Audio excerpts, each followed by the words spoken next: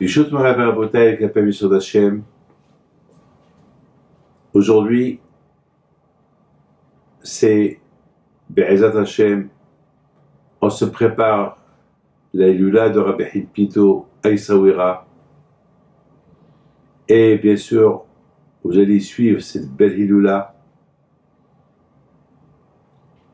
Là où vous êtes, il faut savoir une chose, que les tzadikim, ils se sont des avocats pour nous.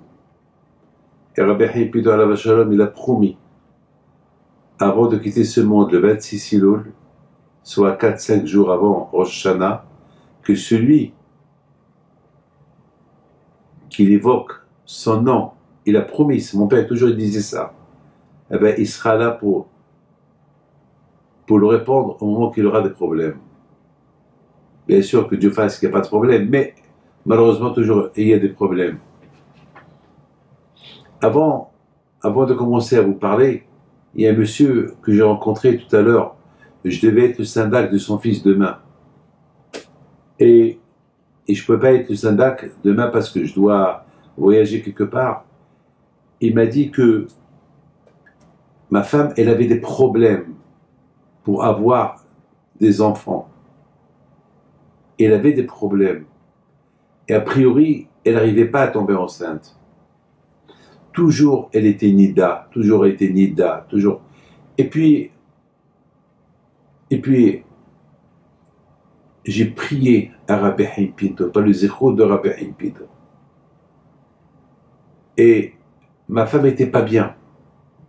On dirait que elle s'apprêtait à avoir ses règles. Elle avait tous les signes d'avoir les règles, comme toujours. Et moi, j'ai prié par le mérite de Rabbi Pinto. Tzadik, j'ai dit, Taïloula, elle approche. C'est une histoire qui s'est passée l'année dernière. Taïloula, elle approche. Que ma femme, elle soit pas nida. Que ma femme, elle aura un enfant. Qu'elle aura un garçon. Une semaine qu'elle passe. Elle n'est pas nida. Pas eu ses règles. 2 semaines, 3 semaines. Et voilà, elle était enceinte. Et puis, bon, Hachem, les médecins ne comprennent rien. Ils n'ont rien compris. C'est la prière. Il me raconte tout à l'heure qu'elle avait beaucoup de problèmes à l'accouchement la semaine dernière. Et elle a commencé à prier par le mérite de Rabbi Pinto. Tu m'as aidé alors que ce bébé est bien en bonne santé. Il me dit tout à l'heure, à peine qu'il a terminé, alors que les médecins s'apprêtaient à lui faire césarienne, ces médecins ils voulaient essayer de sauver et le bébé et la maman. Le bébé est sorti, pas miraculeusement.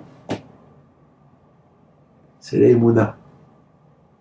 À Bouteille, ces jours qu'on traverse maintenant, le mois des Louls, c'est les jours que l'homme, il est proche d'Hachem. Et c'est vrai, hein, beaucoup de fois, malheureusement, on se sent loin d'Hachem. Pourquoi? Parce que le seul moyen pour être proche d'Hachem, c'est à travers l'aïmouna. Vous savez que l'aïmouna, elle n'a pas de limite. L'argent, il est limité. La vie, elle est limitée. La santé, elle est limitée. Même ce qu'on mange, c'est limité. Mais l'aïmouna, elle n'est pas limitée. Elle est illimitée, l'aïmouna. Ça veut dire que tu peux demander des milliards de choses à la fois quand je vois au fond. Vous vous rendez compte? Je fais la prière et je prie pour le monde entier. Et ma prière, elle peut faire l'effet sur des milliards et des milliards de personnes. Je ne suis pas le seul. Chacun de nous peut être pareil. L'aïmouna, je peux prier une prière. D'ailleurs, lorsqu'on fait la prière, on prie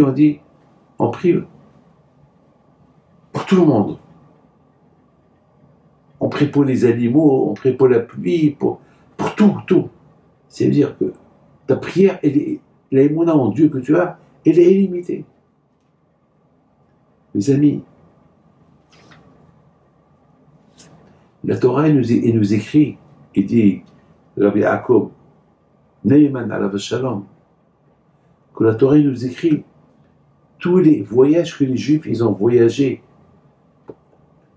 42 voyages qu'ils ont voyagé dans le désert.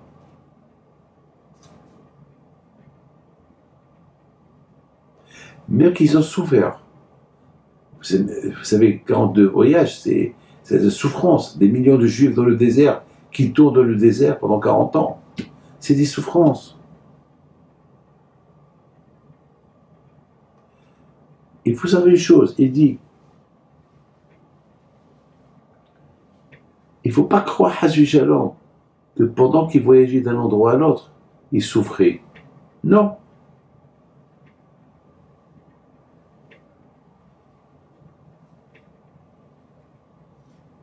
Non. D'ailleurs, là où ils partaient, Hachem était avec eux. Et c'est la raison pourquoi Akadosh Baruch Hu, il écrit dans la paracha, voici les 42 voyages qu'ils ont fait les Juifs dans le désert, pour nous apprendre que tous ces voyages-là qu'ils ont fait dans le désert, c'était avec miséricorde. Akadosh Baruch Hu s'est comporté avec eux bien. Et même qu'eux, ils étaient méchants avec lui. Akadosh Baruch Hu ne s'est pas énervé contre eux. Il était calme avec eux. Même qu'ils ont fait le veau d'or, il y avait Korah, oh là là, ce qu'ils ont fait pendant 40 ans. Malgré tout, Akadosh Baruch Hu était calme. Donc finalement, mes amis, de Hachem, jamais. Hachem, c'est un bon papa, c'est un bon roi. Donc mes amis, même si cette année on a passé des mauvaises, malheureusement des mauvais moments, sache, grâce à Dieu, on a traversé ces moments-là. On est là pour Hachem. Donc ça veut dire même pendant les mauvais moments qu'on a traversés, Akadosh Baruch Hu était miséricordieux avec nous. Que Dieu protège, qu'il soit toujours miséricordieux avec vous, avec vos enfants, puis se retrouver Pito, avec les raisons.